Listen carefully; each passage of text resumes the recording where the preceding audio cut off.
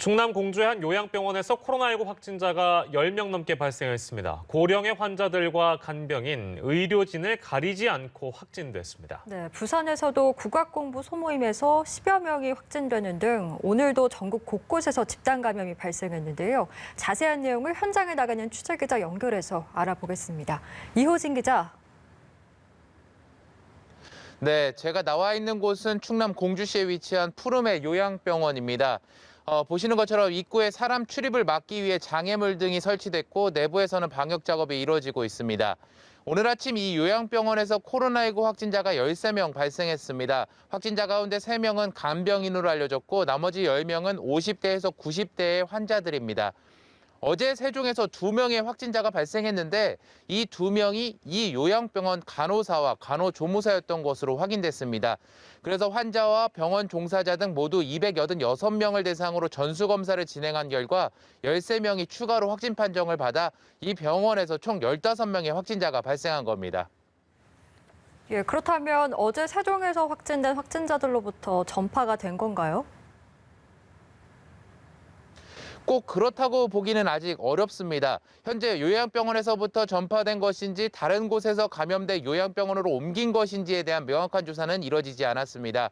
방역당국과 지자체들은 우선 감염 경로를 밝히는 역학조사를 벌이고 있는데요.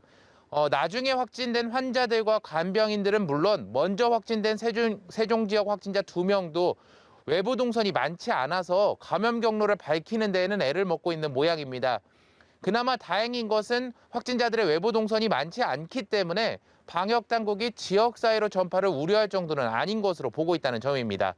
실제 이 병원 간호사인 세종 89번 확진자의 경우 세종의 한 초등학교 보건 강사를 겸임했는데 이 학교 내 접촉자들을 전수검사한 결과 모두 음성으로 결과가 나왔습니다. 네, 오늘 부산에서도 집단 감염이 발생했다고요?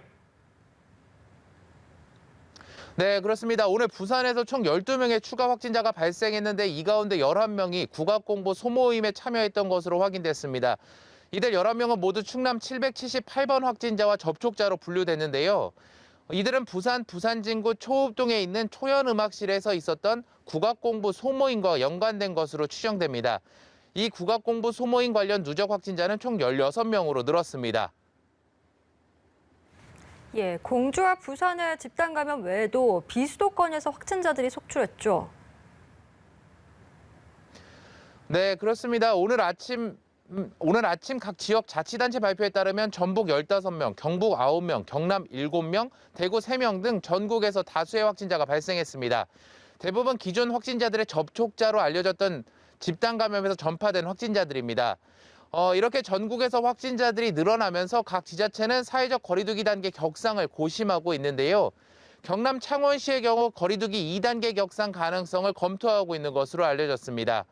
그리고 또 제가 서 있는 이곳 충남 공주시도 오늘 집단 감염이 발생하면서 1.5단계로 높이는 방안을 검토 중인 것으로 확인됐습니다.